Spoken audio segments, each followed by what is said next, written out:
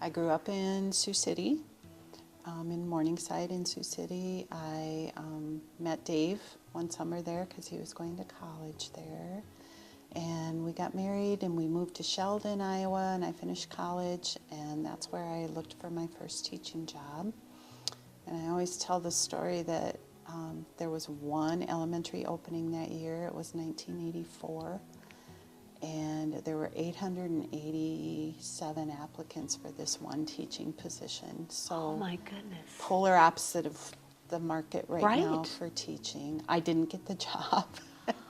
But I did get hired as a Title I reading intervention teacher, so I feel like my career has just gone full circle because that's what I do now. Right. And after living in Sheldon several years, while we were there, I taught in Granville, Iowa, at a small Catholic school. Okay. And then I started a preschool at our church. And that preschool is still operational today, so that's been 30 years or more. So that's fun to see that that's still alive and well. We moved across the state of Iowa to Charles City, and I taught there also in a small parochial school, and I taught technology and computer skills. And then when we came to Worthington, I got hired as a kindergarten teacher. And so I have taught here 26 years. And I've taught kindergarten and first grade here in Worthington, and now the last 4 years I've been reading intervention. Let's talk a little bit about the changes that you've seen in education, given that you've done a lot of almost everything. What do you think the biggest change has been in your career? In the jobs I've had, I think teachers used to, in elementary school, be able to use a lot more of their own creativity and bring in their own ideas to achieve the standards or the goal, the learning objectives that we had. And it's kind of made a turn in education now where we're very driven by curriculum and asked to be very, very devoted to the curriculum and doing the curriculum with fidelity. We hear that a lot. And because there's so much research behind the curriculum, that's the difference in philosophy. When I started teaching here in kindergarten, we had this wonderful plan of themes.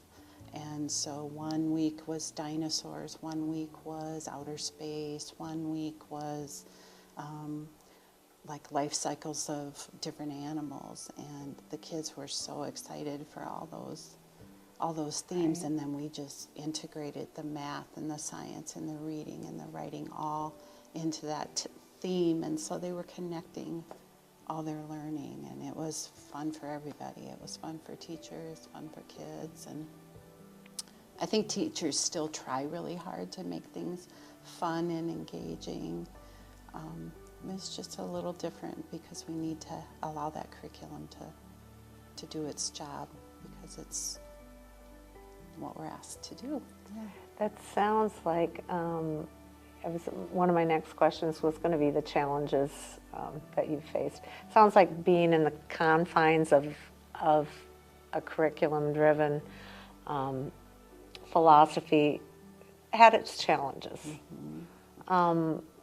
Probably more so for elementary teachers because we like to come in and be creative and hands-on.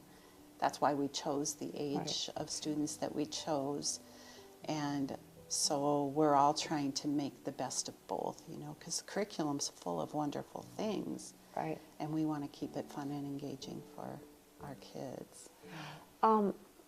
With that you talked about studies and different research and things like that, I imagine, is there more testing at this age, or when does that come in? Is that something that's changed as well? I would say when I started my career, we didn't do any testing with kids. Maybe spelling tests or things like that, but not the kind of testing we do now to measure growth over time. No, nothing very standardized. We do at Prairie, we test our kids 3 times a year, the same test just to check their growth over time in reading and math. And I think in my early career, in certain grades, you would do the Iowa Test of Basic Skills or something like that. Right. So, and that's how my career began, is doing that kind of testing. So that has really changed. You're right. So being an interventionist, how do you see the role of that having changed in the time that, I'm guessing you and I are, relatively the same age. I remember a little bit of that when I was in a private school, but what's the role of an interventionist, and is it even more important now or more needed? Yeah. I think my first job was as an para in an intervention classroom. So that was probably 38, 39 years ago. And there was not a test. The kids weren't tested to be put into that program. We didn't really look at their data. Their teacher just said, this child needs some help, or this child needs some help. Now, as a reading interventionist, we have test data, all sorts of test data, good data that shows us where exactly those problems lie. Why is reading hard, And so that, I love reading intervention because I get to be very prescriptive in what I do and look at that data and say, okay, this group of kids, I need to work on these skills with them, and then we test again, and we move on when they're ready to move on, and we make sure that that foundation is really solid before we move on. So our testing and our data really drives who's in reading intervention, and it also right down to the detail of what we're working on when they are in here. And when they're ready, they're back in the classroom and they're keeping up with everybody else. That's got to be so rewarding. It is. And I love the prescriptive part of it, where I really get to look at each child and think, what do you need? What do I need to help you with? And how am I going to do that? Right. Yeah. And I think having been I read easily, and I had a child that had some trouble with reading. Mm-hmm. But as many years ago as it was, I remember when I first could read. I can still remember that feeling. And I'm sure you get to see the light bulb go on, and that is so rewarding. Mm-hmm. And I remind kids because kids that I see now are kids that struggle. They all struggle. Right. And I show them, because we do testing, we have charts and graphs, and they watch themselves go higher and higher. Their plotting goes higher on this graph, and sometimes you have to get that out, and I just did it yesterday with a group, and they were so excited to see their progress, how they've progressed, because it feels hard, and it feels like they're not, day to day, it feels like they're not getting anywhere, but when you get that chart out, they realize. And I'll say, remember at the beginning of first grade, you didn't know how to put these sounds together, and now you just read this whole story for me. And they forget because they're so busy working so hard. Right. Yeah. And it's nice to have that reminder of where you were and where you are now. Yeah. And they're just little, so they don't have that broad perspective right. that adults do. You have to show them. So what will you miss most about teaching? Now you've kind of had the transition out of a mm-hmm. traditional classroom. What will you miss most about being in education?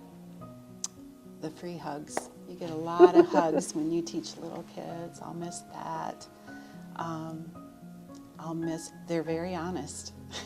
Sometimes they tell you stuff you don't want to hear, like, what'd you do to your hair, or something like that. But right. Their hearts are good and they don't mean it, the way it comes off.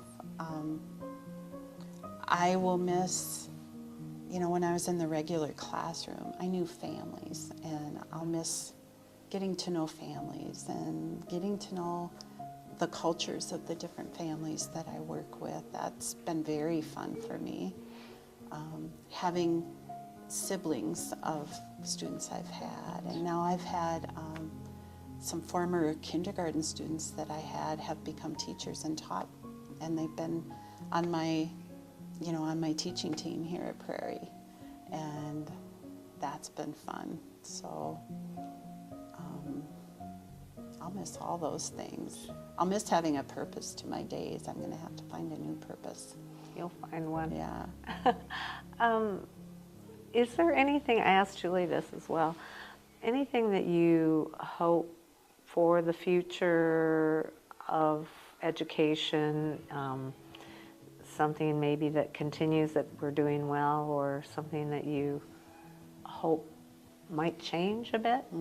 Is there, what do you see in the future? I think in Worthington we do a really good job of trying to keep up with research and keep up with what is the best practice that we can do. We are so big that it's often hard to make it work. And it's sometimes painful to make those changes, but I think we're always very cognizant of what's going on and what we should be doing. And I've always been really proud of where I work, and that we're always mindful of how can we do it better.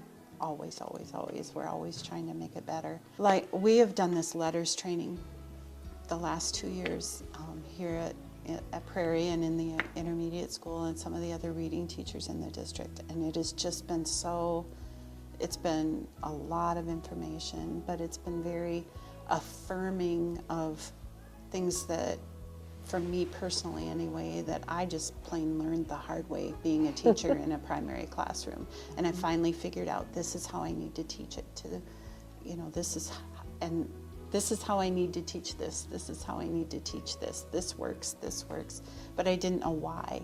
And now I've had this letters training and I'm going, oh, there's research out there now that says this works and this is why, and this is how a child's brain learns to read. And that's why it worked to teach that way. But I kind of figured it out trial and error over the years. Right. So I think We're that's always been learning. wonderful. Yeah. We always are. And I think it's been wonderful that our district has invested in that for us. And we all have that knowledge now.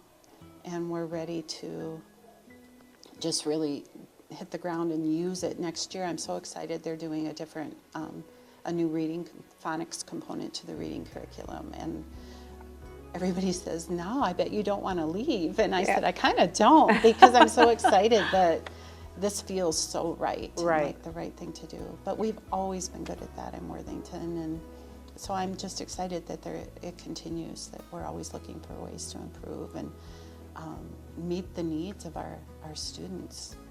So Back kind of in that theme of never always lifelong learning. In this next chapter of your life, what do you hope to learn, or what do you hope to do? we hope to travel.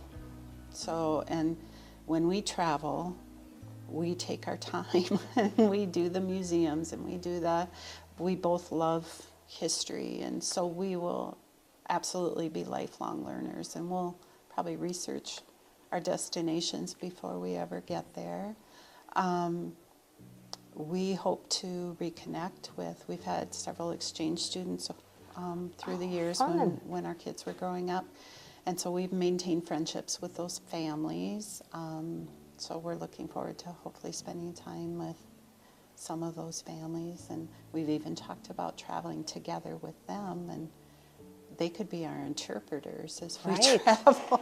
That's fantastic. So, yeah, right, we're built hoping in. that works out.